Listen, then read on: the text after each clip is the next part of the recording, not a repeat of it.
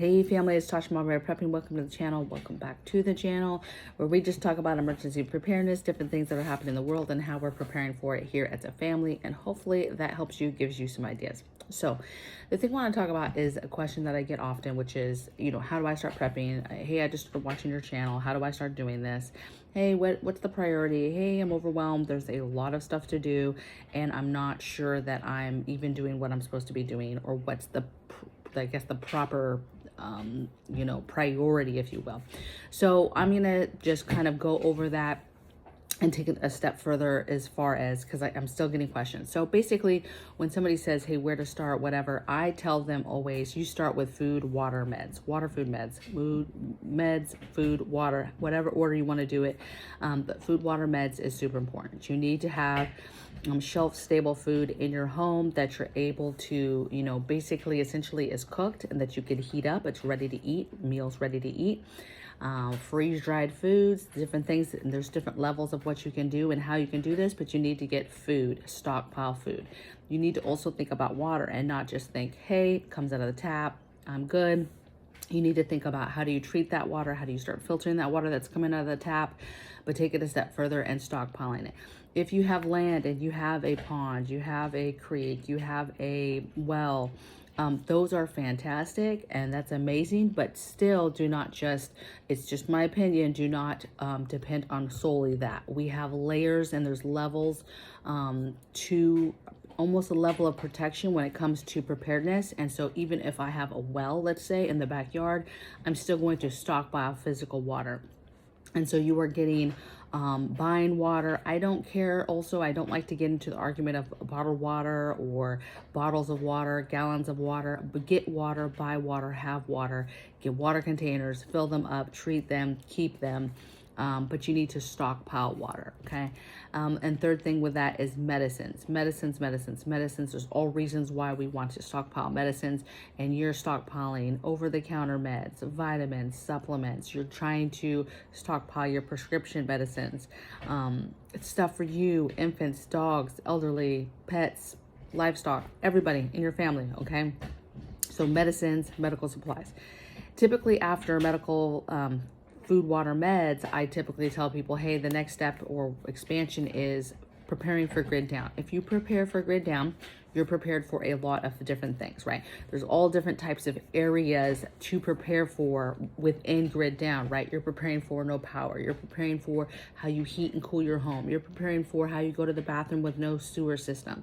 You're preparing to how you cook with no power, how you get hygiene and get clean with no power, sanitation, trash. How does it work with animals? Are you stuck indoors? Are you stuck outdoors? Like, what is the situation surrounding why you are going without no power, right? Communication, security and fortification. I mean, there's all these levels to it, right? Medicine, medical supplies, right? And so there's sections of grid down that you would prepare for, parts of your life. And if you just go through those sections and start preparing for grid down, you are prepared for a lot of things. That's why people that, let's say, prepare for hurricanes are prepared for a lot of other things, because they across the board have thought about the different areas that are concerning to them during a hurricane. And a big piece of that too is losing power. Now, if you want to take it a step further, now you have all the deviations, right? Oh, I prepare for this, I prepare for that, I prepare for this. With new people also, I say, hey, concentrate once you have food, water, meds, you've kind of thought about grid down in general. What is the thing that happens in your area? What is the natural event? What is the weather events? What happens where you live that you need to be concerned with? And that goes into my 4 things that I want to tell you guys today. So there's 4 I guess big areas that you can concentrate on after you've done these other things to just kind of make sure that you've covered down on. One is natural disasters, right? What are the fires, earthquakes, tsunamis, hurricanes, tornadoes? I mean, you name it, these natural events, volcanoes maybe where you live, but what are these natural events that happen with our earth, with our world, that can cause damage, can cause devastation, can destroy, right? And what is the one that impacts where you live, where you currently live, where your family is, what has the highest probability of happening where you live, and then you prepare for that. And maybe it's several of these things, right? Maybe it's all of these things. Maybe it's just one of these things, right?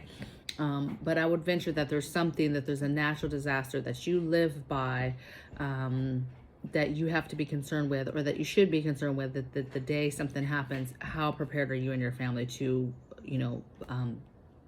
make sure that you can battle it, okay? Next thing is weather events. That's, we talk about weatherizing your home all the time, but weather events, storms, blizzards, flooding, mudslides, right? Heavy rain, flash flooding, super hot weather, right?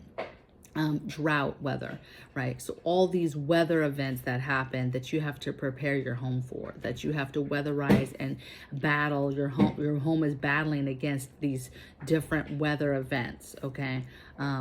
Yes, you can go by what typically happens in your area, but I think you should look outside the box in this area too and say, well, what if this happened? What if a flash flood happened? A lot of people, that stuff doesn't happen, and it's hard to prepare for that. But if you look at your situation, your home, your property, whatever, there could be a chance where you can manipulate where water goes, and you can just help your situation a little bit more, okay? Maybe there's nothing you can do, and maybe it never happens, but what is it that if something happens, you could do now to help prevent your family from going through a certain level of devastation, right? You can maybe taper that back a little bit and how bad things are for you. Next thing I have is economic downturns. Something as simple as just like losing your job. What would you do if you lost your job today? If you're on fixed income, what would you do if you just lost them food stamps, girl, them, that SSI, Social Security, retirement? We discuss all the time what happens if something happens to the government, or we're told to comply with something and they're like, you better do it or you're going to lose your government. You're going to lose your disability. You're going to lose your retirement checks. What would we do, right? And so you have to think about, what would you do if you lost that stuff, loss of a job. I think about this further, just even with immediate family members, loss of job, right? So economic downturn could be a problem with your bank. It could be a loss of a job. It could be just the inflation we're dealing with and the increase of paying for stuff. I mean, it's very, very hard. People are having to face things like homelessness and unemployment. And it's hardcore for some people, right? Stuff that they've never had to deal with before. So how do you buffer your family from, if you are the breadwinner, for example, and you lose your job, right? And then the next thing I have, or the last thing I have, is foreign conflicts, right? Bad things. Enemy coming for us, and what exactly are we doing to ensure that we're ready for that as much as possible. And that can mean 1,000 things. I mean, that could be something as simple as hacking and protecting yourself from hackers and that type of stuff, the enemy contact in that way. Or it could be getting yourself ready for a nuclear war, for example, nuclear fallout. What happens if this happens, right? We do a lot of talking, and there's a lot of people that are kind of ready, but there's also a lot of people that buy some pills and think they're good, right? They buy a gas mask, they buy the pills, and they're like, we're good, right? And there's just so much more to it that you could think about in regards to protecting your home, protecting your family, and getting ready for the nasty stuff that could be coming your way. Should something happen, right? We're not the type of family to just lay down and die and be like, well, we're in a zone, we're just going to lay down and die. That's not really our style here, okay? So anyway, I hope you guys are well. I know this is a short video, but I've been getting this question a lot. I figured I would expand a little bit more because I have different levels of people that have been here, right? I have people who have been preparing for forever, way more experience than even me. And then you have people who are brand new, and you have folks that have been here for a little bit. They've kind of done those beginning things, and now they're starting to come back around and ask, hey, what's the next thing? What else can I think about? So hopefully this gets your mind thinking. Hopefully if you've been preparing for a while, you can go back through these areas and make sure that you're covered down. Just go back through water, through food, through meds. Go back through your grid down. Go through my old videos of grid down. Have you hit all the areas that you need to hit, right? And these areas, natural disasters, weather events, economic turndowns, and foreign conflicts, right? How prepared are you in these areas for you and your home, your family, where you live? Okay. It's very, very simple.